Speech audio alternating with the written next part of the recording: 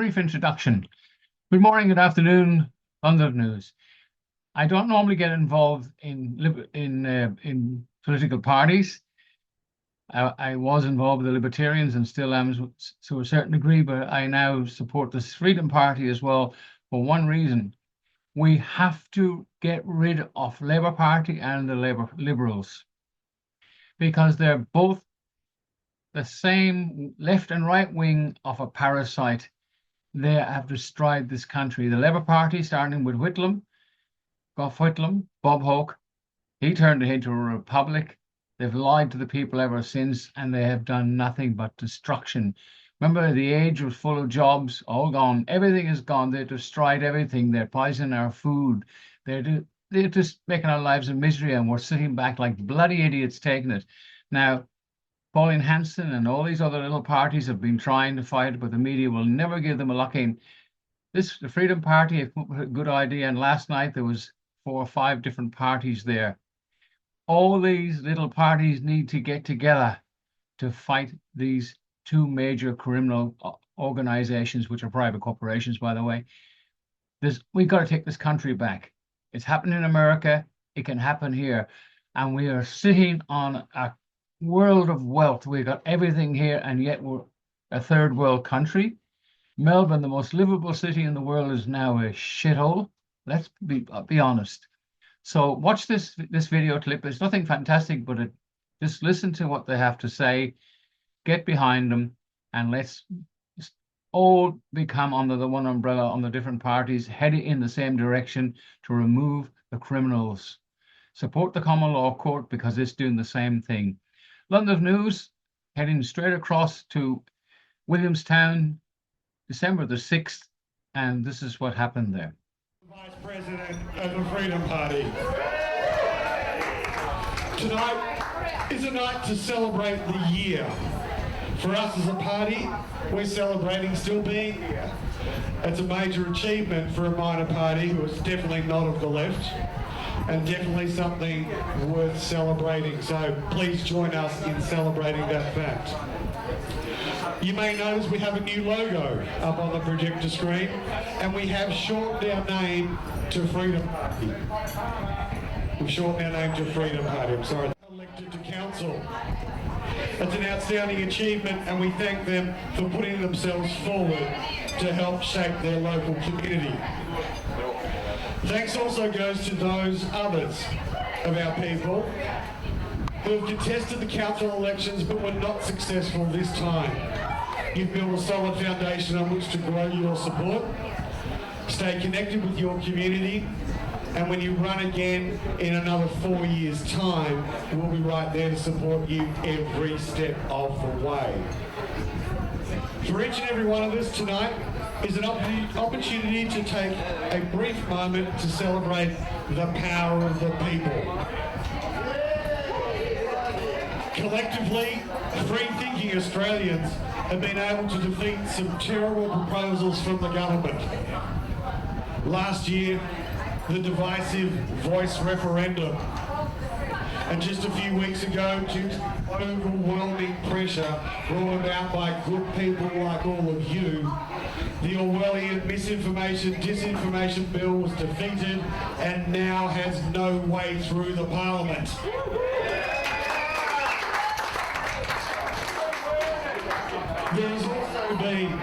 There has also been plenty of work going on behind the scenes that you may not be aware of. So I just want to bring you up to speed with that.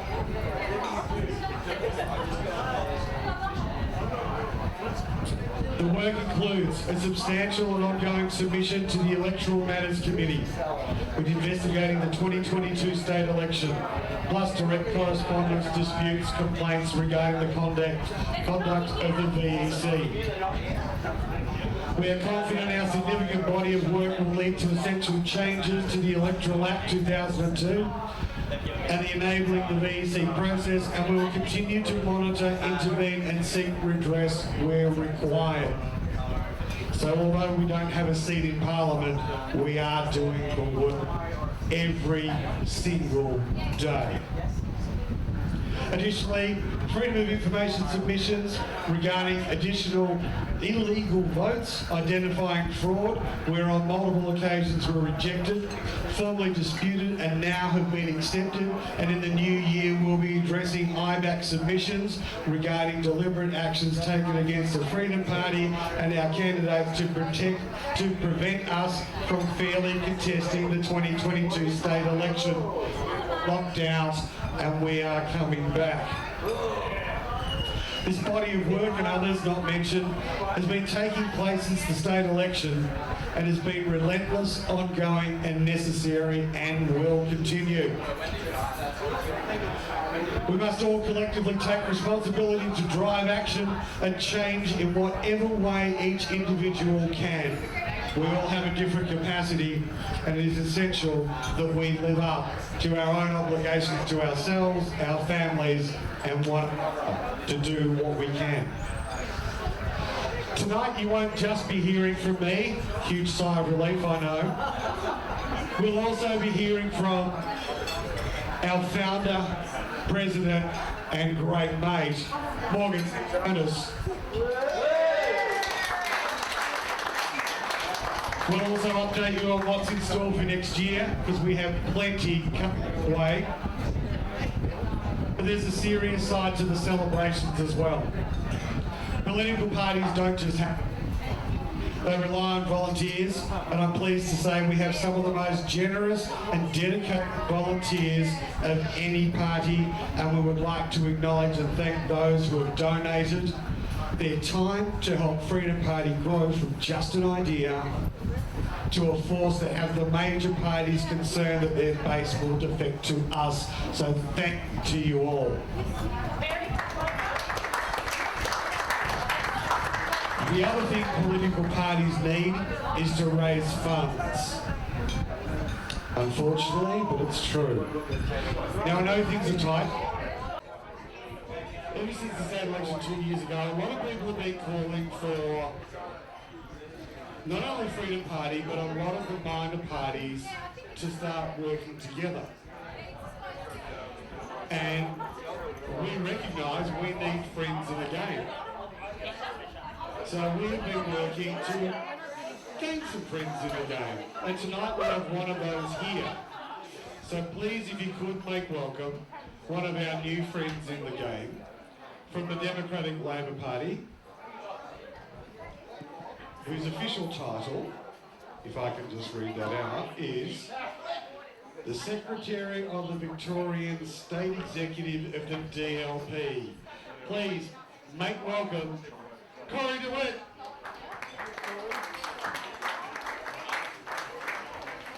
Thank you everybody, this is amazing to be here. We've got a few DLP members here over in that area. We feel welcome, it's amazing. We are the same group of people.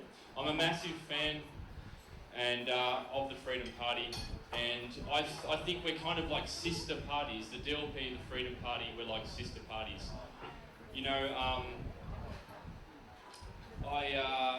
in speaking with Morgan Jonas over the years, running elections together, it's very obvious that we're sort of like a carbon copy of each other, and we joined politics for the same reason. I'm actually a plumber. I have a family, I have 3 children. I'm not interested in politics, ideally. I just want to do plumbing and have an ordinary life.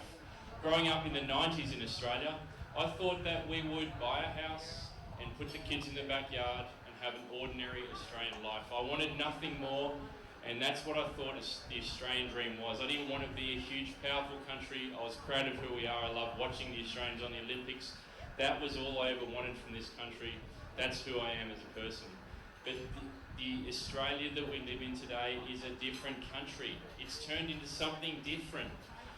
We have sold our own cultural heritage down the stream. We've sold our own children, our grandchildren out down the stream. We are turning into a country I'm not interested in anymore, and I want to make it right. I've been dragged kicking and streaming into politics to try to make a difference. This is not really who I am as a person. It's something that I've been forced into doing because I don't want to die. I don't want to stand by and watch this country turn into something that is not worth it. It will be hard. but worth it at least. I don't want it to be easy and not worth it. I don't want it to be hard. I'm willing to work as long as it is worth it. And so what has happened is I joined the DLP a couple of years ago, and now I run the DLP. I've worked very hard. That's fine. It's not about me. I'm not a particularly important person, but we have become great friends. There is no enemy in this room. There is no enemy in this room, and anyone from the DLP in this room would fit right in. But I can tell you right now, there are enemies circling outside this room for the group of people that are in here. And we are going to be told that we can't have our lives, we can't have our freedom, we can't have everything that we're supposed to have that is ordinary and normal, and our lives are changing for the worse. Freedom Party is trying to make a difference. DLP is trying to make a difference. We're uniting. As friends, we're uniting. We want to make a difference. We live in a democratic country. We have to do it the right way. There are rules and regulations. We're working very hard to do it the right way. There is no revolution coming to save us. We have to do it the hard way. We have to put in the hard work. I'm willing to put the hard work in. Freedom is willing to put the hard work in. And we are now an alliance. I thank you so much for letting me come here tonight, for being part of this. We will have some food, we'll sit down. Please, at the end, come and talk to the DLP members and get to know us, because we're your friends. Thank you so much. Have a nice evening.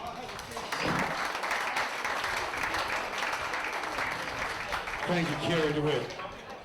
And it's so nice to have some friends come along from other parties and just say they are aligned with us, because for a while we felt like we were pretty much alone out there in the wilderness. But it's good that work that Morgan's been doing, building those bridges, so that's been very successful. So please, can we have a round of applause for the work that Morgan's been doing in building those bridges?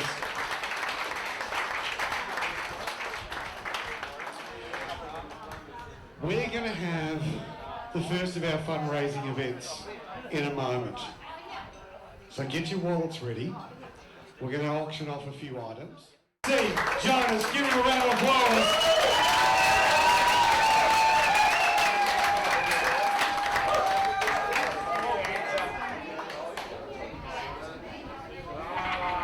Ladies and gentlemen, if I could have your attention for a few minutes, that would be lovely.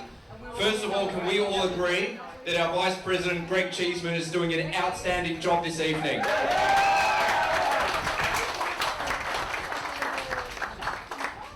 I'd like to thank everybody who made this evening possible, our wonderful Freedom Party Management Committee, and I'd also like to thank each and every one of you. You could have been doing anything else on your Friday night. There's a lot of traffic out there. It's that crazy time of the year, but you've chosen to be here tonight, and that's very meaningful to myself and the team. So from the bottom of my heart, thank you to everyone who's here tonight.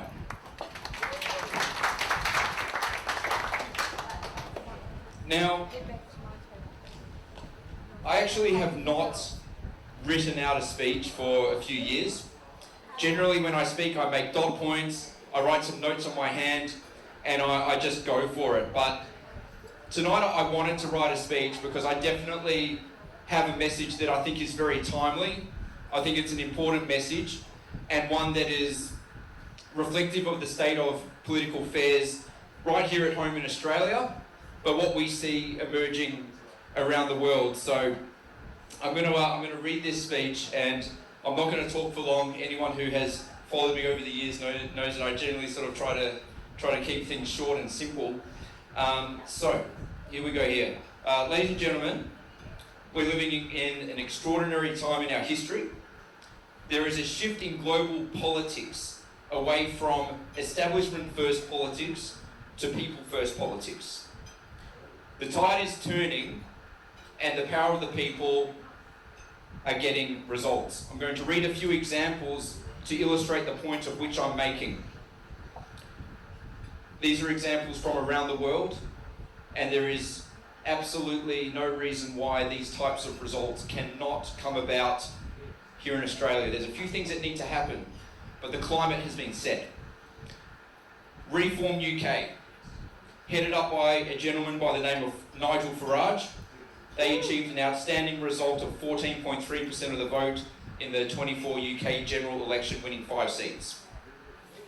The Netherlands Freedom Party, great name I know, a tremendous name. 2023, headed up by Geert Wilders, achieving 23.47% of the vote, now holding the majority of seats in Parliament at 37.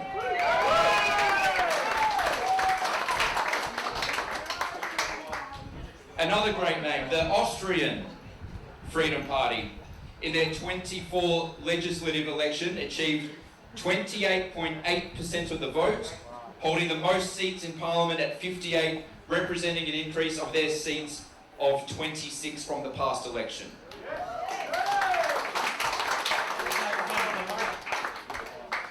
Now these parties that I speak of, they hold a very similar policy platform to the Freedom Party, the Democratic Labour Party, and a few others of a similar ilk.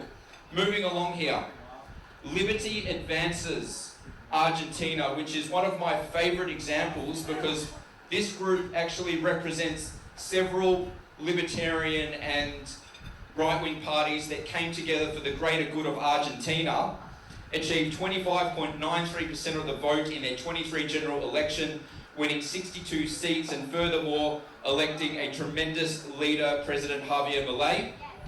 Are we a fan of Javier Milei? Who, by the way, has been on nothing less than a warpath, untangling bureaucracy, cutting needless government departments and redirecting the flow of that capital back into the hands of whom that capital belongs, which is the people of the country. Okay? And of course, I have to mention a few months ago we witnessed the very strong and decisive victory of President Donald Trump to the United States.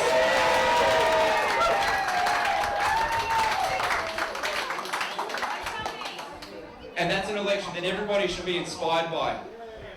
Not just if you're a Donald Trump fan, but the manner in which it came about, the unity the man promoted, bringing in disgruntled, good-hearted Democrats. What do we think of the new boss of the health department, RFK? Do we like that?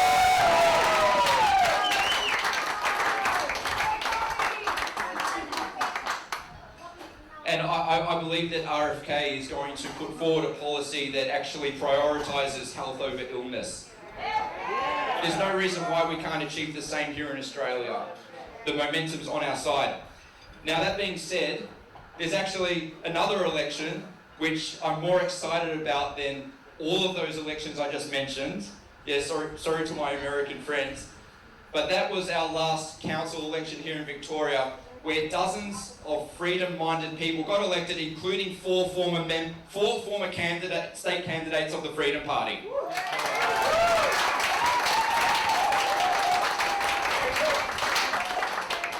That was a bit of a tongue twister, but we got there. We got there in the end. So, what this says, ladies and gentlemen, is that we're getting results. I don't think anybody should be, quote, taking the black pill, which is an expression for giving up hope and saying, well, it's all too hard, it's all too corrupt, the institutions are too powerful, because the real power of any nation rests within the hands of the people as long as they use it. Okay? That was demonstrated in our council election. It was also demonstrated recently by the Commonwealth Bank's decision to backflip on their $3 withdrawal fees. Okay? It was also reflected in the Australian Venue Co's decision to backtrack and apologise for cancelling Australia Day in over 200 pubs. So that, let the moral of the story be that the power does belong to us. Now, I'm going to talk about some nuts and bolts regarding our elections and the shifts that we're seeing on a electoral level. Now, it is an absolute fact that here in Victoria and around Australia, support for the major parties is on the decline. Okay? That represents a growing public sentiment that the powers to be who have governed this country for decade in and decade out are failing to do their jobs. The job of a public servant is very simple, and it is within the description of the title. It's to serve the public. But for a long time we have members of parliament and bureaucrats who of course are more interested in serving in the interests of their careers. Now that's changing. Looking at data from our last election here in Victoria, 2022, it is a fair statement based on my calculations, and you can go and cross-reference me all you want, that approximately 15% of people here in Victoria cast their vote with the intention of supporting a minor party that is patriotically inclined. 15% of the population. Now, when I say intention, there's some funny things that go on in elections and preferences, but we're doing our best to sort that out. Now, what that represents is a force within the people more powerful than the Greens, who have been building their party for decades. What this represents is a monumental opportunity. I believe that by the next election, the next federal election and the next state election, that 15% can increase to 20%. We see a huge growing shift in people's perspectives, regular, everyday people becoming engaged in politics.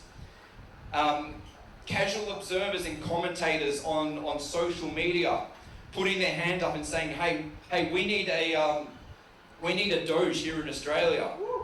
Do we want a Doge? We see Gerard Rennick in Queensland doing a great job proposing a Department of No Government Overreach, DINGO. This is exactly what we need in this country. Alright, so where am I, ladies and gentlemen? So you just have to give me a minute to catch my bearings. Okay, so the question is, what needs to happen for this to be achieved? What needs to happen? We'll say, well, this is great, we make up 20% of the vote. Well, let me tell you something. 20% of the vote means absolutely nothing if there's no coordination, no alliances, no partnerships, everybody's doing their own thing. Some votes are going left, some votes are going right, there's voter spillage, and at the end of the day, those votes end up in the hands of parties of which simply we don't have the intention of supporting those people. So there's a few things that need to happen. So first of all, coordination and cooperation. I think that since the last elections, a lot of representatives from various political parties, including minor political parties, have grown a lot and learned a lot. And for that reason, it is without any question that there needs to be unshakable, unbreakable alliances with like-minded parties, especially in terms of preferences moving forward. Okay, I think we can all agree on that. That's something that I've been working on behind the scenes for a couple of years now. Maybe some of you haven't seen me online too much. I've been building a business, but rest assured, I've been working on this political project in the background. Something else that needs to occur, in my view, is, well, quite simply, there are too many similar small parties floating around in the traps. There needs to be a few mergers. Okay? What we need to do, and what I'm dedicated to, in the full capacity of which I possibly can as a human being, is to contribute towards the elimination of preference spillage. Okay? Does that make sense?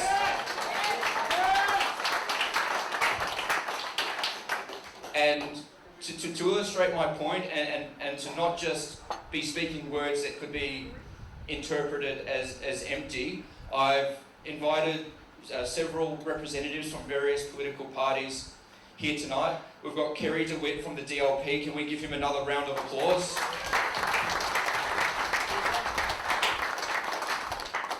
We've got Hugh Dolan, involved in politics in Western Australia, formerly from the DLP. Thank you for being here, Hugh. We have Crystal Mitchell from the Libertarian Party. Thank you for being here, Crystal Mitchell. Who, by the way, is an absolute rock star. Anybody who followed Crystal's story knows that she is an absolute champion of the people, and I'm very proud that she's here right now. Thanks for being here. I also extended invitations to Family First. They couldn't make it, but that's completely fine. And some members of the Liberal Party who are actually in there trying to do the right thing. So believe it or not, there are good Liberals in the party. They want to try to change the party from the inside out. And at the end of the day, we do need them. We do need them because whether we like it or not, the Liberals occupy a very controlling stake of the vote. Okay, so should we be able to achieve this feat? Should there be unity and camaraderie, and should representatives from various political parties stand up and say that the interest of our country and our people supersedes the interest of any one person or party, then we can achieve this feat of coordinating 15 to 20% of the vote, okay? Doing so will create a monumental shift in the next election outcome in terms of the character of people elected to Parliament. What I say all the time is, you don't have to be an experienced politician to be a good politician. You just have to be somebody who loves your country and cares for humanity. Okay? Furthermore, 20% of the vote is enough to start creating drastic policy shifts in our country, and it is more than enough to start dragging the Liberal Party back to a place of sensible policy. Okay? As the president of the party, I'm putting my hand up and saying publicly, let's do this. This is within arm's reach. Some people may criticise me and say, oh, Morgan, you're telling the enemy what your plan is. Well, listen, if there's a tidal wave coming, which is what I believe represents the global shift in politics, your enemy can be standing on the beach screaming all they want. That tidal wave is coming. And that's us, ladies and gentlemen. We are the tidal wave.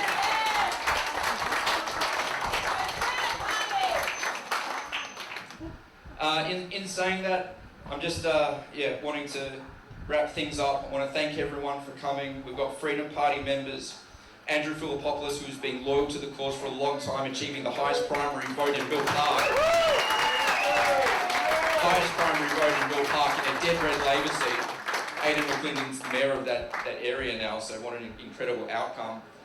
And there's just so many people here that I'm very grateful for. Too many people to name individually, and if I've left someone out, I apologise. I just want to make one last mention. When I got involved publicly and when I really put my face out there, it was 2019, before COVID, to protest Dan Andrews and the relationship he had fostered with the Chinese government. And there was a man who supported me, that got behind me, that got the Chinese community behind me, and someone who I'll always consider a friend, and that's Frank Ruanji from Tiananmen Times. Thank you, Frank.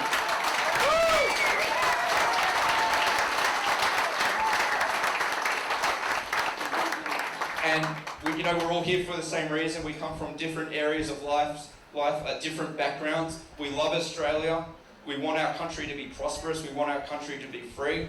We want the government to get off of our backs so that people are free to live their dreams and children have a bright future.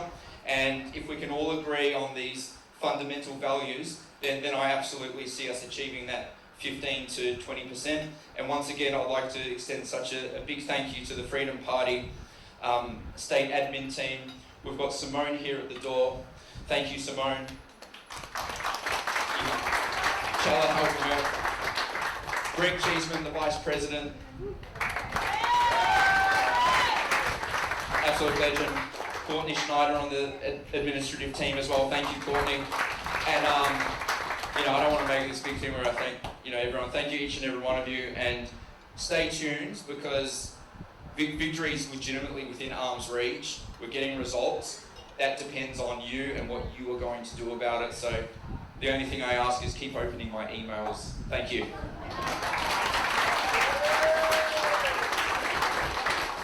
Ladies and gentlemen, one last round of applause for Morgan St. Jonas.